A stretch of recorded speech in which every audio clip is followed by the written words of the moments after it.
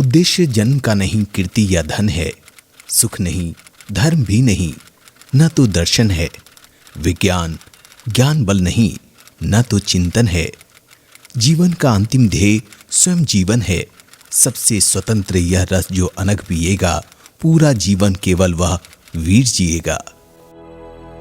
राष्ट्रकवि रामधारी सिंह दिनकर ने इन पंक्तियों को लिखते हुए शायद ही कभी कल्पना की होगी कि उनका वीर कोई और नहीं, उन्हीं की जन्मभूमि बिहार का एक सामान्य सा व्यक्ति होगा, जिसे दुनिया मांझी बाबा के नाम से सदियों तक अपनी स्मृति में संजोए रखेगी। दशरथ मांझी के मांझी बाबा बनने की लंबी कहानी है। वर्षों के कालक्रम में क्षण व क्षण आगे बढ़ती संकल्प, जिजीविषा और समर्पण की अमर कहानी, अतुलनीय कहानी है। व्यक्ति की समष्टि में अपने आप को विलीन कर देने की कहानी, एक ऐसी कहानी जिसने राज्य के भौगोलिक नक्शे को परिवर्तित कर दिया। 20वीं सदी के ऐसी भागीरथ की कहानी जिसके श्रम के पुष्प से सारी आबादी पवित्र हो गई। गया जिले के वजीरगंज के नजदीक गहलौर पहाड़ी की तलहटी में अवस्थित छोटे से गांव गहलौर में जन्मे दशरथ मांझी का भी जन्म एक सामान्य दलित बालक की तरह हुआ था। मुफलिसी और गुर्बत से सामना करता हुआ, लेकिन वर्ष 1929 के मकर संक्रांति 14 जनवरी को जन्मे बालक दशरथ को पिता मंगरू मांझी और मां पचिया देवी ने अपनी क्षमता भर कभी किसी कमी का एहसास नहीं होने दिया। उनके पास जीवन यापन के लिए बस एक ही संपत्ति थी, वह थी उनकी मेहनत। वे दिन रात खेतों में मेहनत करते, फुर्सत मिलती तो आराम करने के बजाय जंगलों में लकड़ियां काटने चले जाते। श्रम रूपी यह पूंजी दशरथ मांझी को विरासत में मिली। समय के साथ दशरथ मांझी के लिए श्रम साधना हो गई और मेहनत पूजा।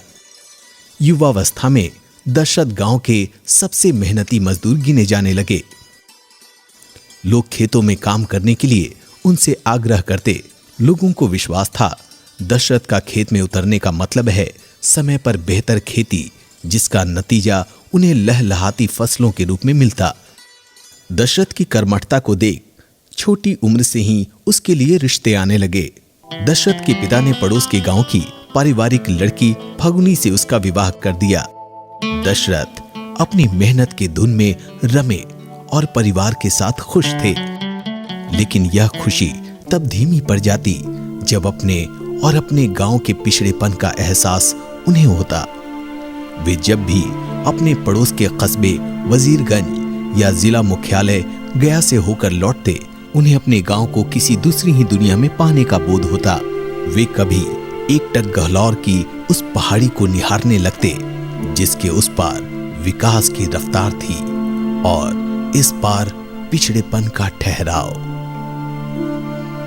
गहलौर पहाड़ी की यह ऊंचाई तब उन्हें और भी हिंसक और भयावह लगने लगी जब उनकी बड़ी बेटी लौंगी के जन्म के समय फगुनी की हालत इतनी बिगड़ गई थी कि गांव की दाई ने हाथ जोड़ लिए और उन्हें जिला अस्पताल ले जाने की सलाह दी, लेकिन उन्हें पता था कि यह असंभव है। गहलौर पहाड़ी को चक्कर काटकर मुख्य सड़क तक पहुंचने में ही 50 किलोमीटर का सफर तय करना पड़ता था और 360 फीट ऊंची गहलौर की पहाड़ी को इस हाल में पार करना और भी असंभव। प्रकृति के सामने अपनी लाचारगी पर उन्हें गुस्सा आता। वे हारते नहीं, मन ही मन गुस्सा होते थे। अपनी फगुनिया से वे जी जान से प्यार करते थे, उसे भरपूर सम्मान देते और उसके हर दुख दर्द का ख्याल रखते। उनकी कर्मठता और उनकी मेहनत कभी घर में कोई कमी होने भी नहीं देती, लेकिन उन्हें अपने द्वारा जुटाई सारी सुख सुविधा निरर्थक लगने लगती जब फगुनिया को वे गहलौर पहाड़ी की 360 फीट ऊंची चढ़ाई चढ़ते देखते। वास्तव में एक फगुनिया ही नहीं, गांव की किसी भी महिला को वे गहलौर पहाड़ी की कठिन ऊंचाई को मजबूरी में पार करते हुए देखते तो उन्हें दर्द का एहसास होता। उन्हें लोगों की सहिष्णुता पर गुस्सा आता। आखिर क्यों इतने सारे लोग प्रकृति की इस बड़ी बाधा को बर्दाश्त कर रहे हैं, क्यों नहीं कोई इसका उपाय ढूंढता। उन्हें गहलौर पर्वत की छाया डरावनी लगते, यह सोचकर न जाने कितने लोगों को इसने समय पर अस्पताल नहीं पहुंचने दिया और उन्हें मौत की गोद में सो जाना पड़ा। दशरथ मांझी ने अपने दूसरी संतान का नाम भागीरथ रखा। निश्चय ही यह नाम निष्प्रयोजन नहीं था। भागीरथ उनके नजरों के सामने बड़ा हो रहा था और उनका संकल्प कड़ा होता जा रहा था। वे हर दिन सवेरे गहलौर पर्वत को देखते और सोचते, क्या गहलौर की विडंबना मेरे बच्चों को भी झेलनी पड़ेगी? जिस दर्द को समेटे वे जिंदगी काट रहे हैं, क्या उनका बेटा भी उसी तरह जिंदगी गुजारेगा? पहाड़ की ऊंचाई क्या कभी विकास की रोशनी इस पार नहीं आने देगी? उनके मन में सुलगता यह असंतोष अंगारे की तरह भभक उठा। यह अंगारा ज्वालामुखी बन गया जब एक दिन फगुनिया दशरथ मांझी के लिए जंगल में खाना और पानी लेकर जा रही थी। गहलौर की घाटी से टकराकर उसके हाथों से घड़ा गिरकर फूट गया। भूख और प्यास की छटपटाहट ने दशरथ के सब्र के बांध को तोड़ दिया। उसने गहलौर पहाड़ी के घमंड को चकनाचूर करने का संकल्प ले लिया। अपनी आंखों में शोले भरकर वह गहलौर पर्वत के सामने इस तरह खड़े हो गए जैसे उससे सवाल कर रहे हों, उसे चुनौती दे रहे हों। उनकी आंखों में भड़कते शोलों ने उनकी पत्नी के मन में कुछ अनहोनी की आशंका भर दी। यह अनहोनी नहीं, वास्तव में होनी थी।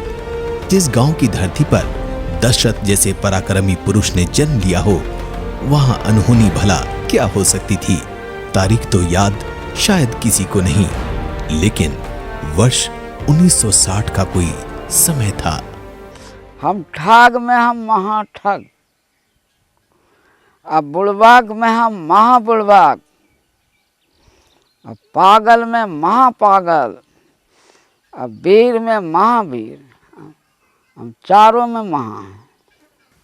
कुआं पर सुता हुआ था तब 12 बजे रात के आकाशवाणी हुआ, कहन कि उसका तोड़ दो।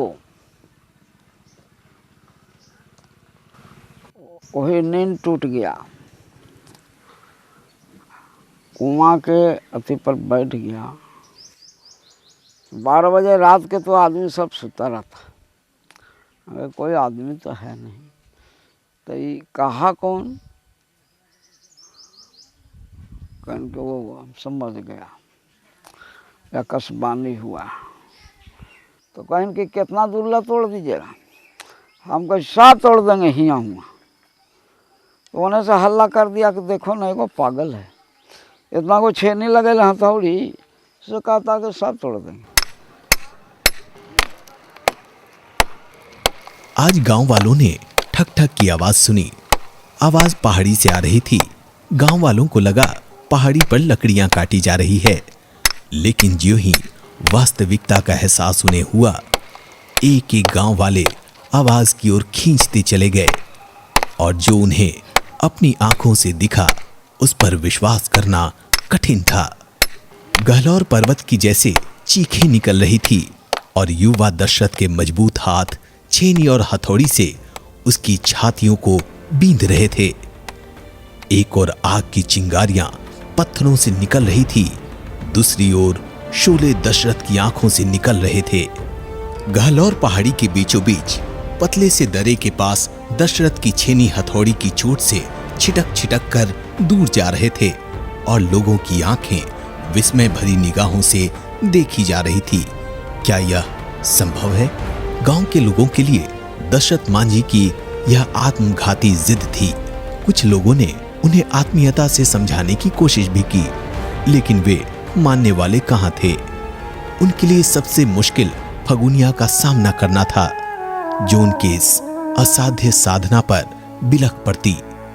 लेकिन उनके इस संकल्प को एक दुर्घटना ने और भी ताकत दे दी। जब फगुनिया दशरथ मांझी से मिलकर लौटते हुए पहाड़ी पर ठोकर खाकर गिर पड़ी। एक ओर घायल पत्नी की देखभाल, दूसरी ओर गहलौर की घमंड को चूर करने का संकल्प। अपने आप को इस कठिन परिस्थिति में भी कमजोर नहीं होने दिया। लेकिन लाख कोशिशों के बावजूद दशरथ अपनी पत्नी को बचा नहीं सके। जिस पत्नी के लिए उन्होंने पहाड़ी तोड़ने का संकल्प लिया था, वही उनका साथ छोड़ गई। लेकिन इस अभाव ने दशरथ मांझी के संकल्प को दुगनी ताकत दे दी। अब उनके जीवन का एक ही उद्देश्य था, गहलौर की छाती चीरकर रास्ते का निर्माण। आखिर फगुनिया उनकी प्रेरणा स्रोत जो थी। दशरथ के इरादों को बतलाने के लिए शब्द की जरूरत नहीं। उनकी आंखें और विश्वास से भरे चेहरे की रेखाएं स्पष्ट बता रही थी कि गहलौर पर्वत को वह अपने गांव, अपने समाज की विकास को मुख्य धारा में आने से अब और रुकने नहीं दे सकते। दशरथ का यह असाध्य संकल्प कुछ ही दिनों के लिए गांव वालों के लिए जिज्ञासा का विषय रहा, फिर हास्य का विषय बन गया। आखिर लोगों ने यह हिम्मत, यह इरादे पहले देखे भी तो नहीं थे। लोगों ने पहाड़ी पर चढ़ते सुना था। लोगों की नजर में पहाड़ पर चढ़ना ही पहाड़ को जीतना था। यहां सही में पहाड़ को जीतने का संकल्प था। उसे पराजित कर धूल धूसरित करने का विश्वास था। इधर दशरथ की छेनी चल रही थी, उधर समय गतिमान था। दिन, महीने, साल, मौसम आते चले गए। दशरथ किसी कर्म योगी की तरह कभी कमजोर पड़ते नहीं दिखते। देखते देखते सालों बीत गए। गहलौर की पहाड़ी दो टुकड़े होने के लिए तैयार दिखने लगी। दशरथ मांझी का जो संकल्प कल तक लोगों के लिए हास्य का विषय था, अब सम्मान की नजरों से देखा जाने लगा। अब धीरे धीरे धीरे धीरे तोड़ते तोड़ते उसका मानो एक डेग हटा दिया गोल करके, तो आदमी नहीं बजने लगा। तब ओकरा में बड़का बड़का चट्टान था, एक गो हाथी ऐसा ऐसा। अब हथौड़ी के बनाया बड़का ठो छेना हमारे घर यहीं है, मिस्त्री लोहार है एक घर। अब उसका तोड़ना शुरू किया। अब घरी काम कर रहे थे, हर जोत रहे किसान के। हाँ, अब ओकरा में कम से कम 1 महीना लग गया एक चट्टान में। अब जितना तोड़ते जाए और सब ऊंचा नीचा उसको में भरते जाए, बहुत ऊंचा नीचा था। 5-6 गो चट्टान था हियाँ हुआ, 1 महीना लगता था उसमें। जब एक चट्टान तोड़ दिया तब दिमाग में हो गया कि अब सबको तोड़ देंगे। दशरथ मांझी अब गांव वालों की नजरों में मांझी बाबा बन चुके थे। जब जब उन्हें अपना गांव वजीरगंज के करीब लगने लगता, उन्हें अब गांव के विकास की चिंता सताने लगी। वे गांव में कायम अभाव को जल्दी से जल्दी पूरा कर लेना चाहते थे। उन्हें दिल्ली में बैठे बाबू जगजीवन राम में उम्मीद की किरण दिखाई दी। अपने गांव के सर्वोन्मुखी विकास के लक्ष्य के साथ एक दिन वे दिल्ली की ओर कूच कर गए। उनके पास थे सिर्फ उनके फौलादी इरादे। यह था सन 1972 का फागुन। लोग कहते थे कि दिल्ली बड़ी दूर है। टिकट मास्टर से पूछा कि दिल्ली कितना दूर है, तो कहें कि 10-20 कोस है, सो बता दे दिल्ली दूर है। हमको साल भर चलेंगे, दूर है तब। अब चल दिया। वो भी कहा कि ना गाड़ी से जाइए, दिल्ली दूर है। हमको फिर वह बात करते हैं दूर है। हाँ, उसका तो हम नापने जा रहे हैं तो कहें दूर है। कितना दूर है? हाँ, हम गाड़ी उड़ी नहीं चढ़ेंगे। कहेंगे गाड़ी हम चढ़ा देते हैं। हम कहें ना गाड़ी उड़ी चढ़ा, गाड़ी तो रोज चढ़ाई, गाड़ियाँ नहीं चढ़ लिया। लोग कहता कि बड़ी दूर है, इसको नापना है।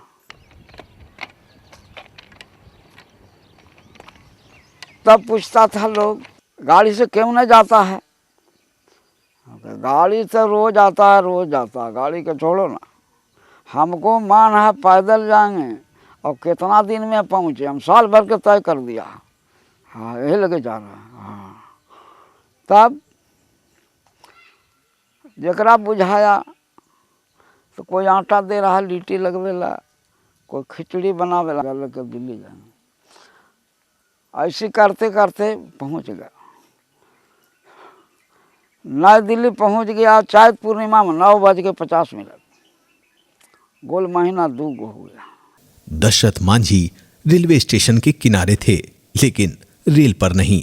उन्हें सिर्फ पहुंचना ही नहीं था, अपनी आवाज दिल्ली पहुंचानी थी। अपने नजदीक के वजीरगंज स्टेशन से वे पैदल चले। स्टेशन उनकी राह में आते। स्टेशन पर स्टेशन मास्टर से वे मुलाकात करते। अपने आने और जाने का समय वे लिखवाते, उनसे दस्तखत करवाते और थोड़े विश्राम के पश्चात अगले स्टेशन की ओर चल पड़ते। पूरे 2 माह के अथक यात्रा पूरी कर वे दिल्ली पहुंचे तो तत्कालीन मंत्री बाबू जगजीवन राम उनकी यात्रा और उनके उद्देश्य से अभिभूत हो गए। उन्होंने यथोचित सम्मान के साथ उनकी बातों पर गौर करवाने का भरोसा दिया और उन्हें ससम्मान रेल के द्वारा उनकी वापसी की व्यवस्था करवा दी। दशरथ मांझी के लिए यह यात्रा एक पड़ाव भर था। उनका महती लक्ष्य उनके सामने था। वे गांव लौटकर फिर से अपने अधूरे कार्य को पूरा करने में लग गए। पूरे 22 वर्षों के अनथक परिश्रम के बाद गहलौर के लोगों ने जो सूर्योदय देखा वह उनकी जिंदगी का सबसे बड़ा आश्चर्य था। गहलौर पर्वत अपनी दोनों बाहें खोले विकास की राह में उनका स्वागत कर रहा था। जिस वजीरगंज की दूरी 50 किलोमीटर थी, रातों रात सिमटकर 8 किलोमीटर हो गई। गहलौर की पहाड़ी के ठीक बीचों बीच लगभग 30 फीट चौड़ी और 360 फीट लंबी सड़क साफ तैयार दिख रही थी। पूरे गांव में उत्साह की लहर दौड़ गई।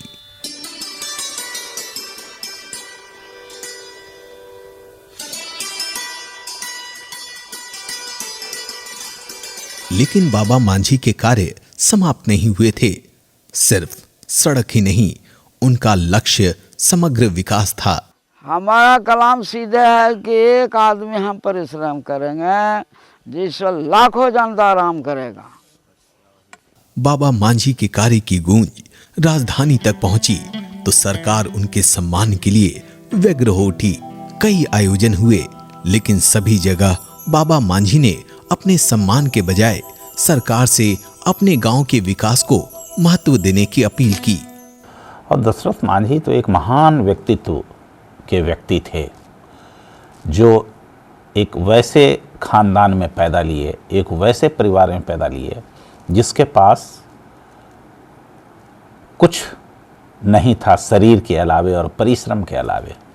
चूँकि उनकी दुनिया एक मोटरी में होती, एक झोले में होती थी और कोई चल संपत्ति के नाम में कोई चीज़ होता केवल एक मुर्गा और सूअर, यही उनकी चल संपत्ति हुआ करती थी।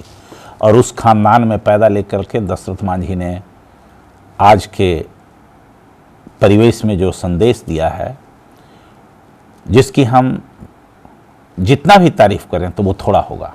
नीतीश कुमार जी को जब मैंने ये दशरथ मांझी जी के बारे में जानकारी दी कि एक ऐसे बहादुर व्यक्ति हैं व्यक्तित्व के, और उनकी कहानी को सुनाया नीतीश, तो नीतीश जी ने कहा कि हम उसको सम्मानित करेंगे। दशरथ मांझी को सम्मान दे करके उस समुदाय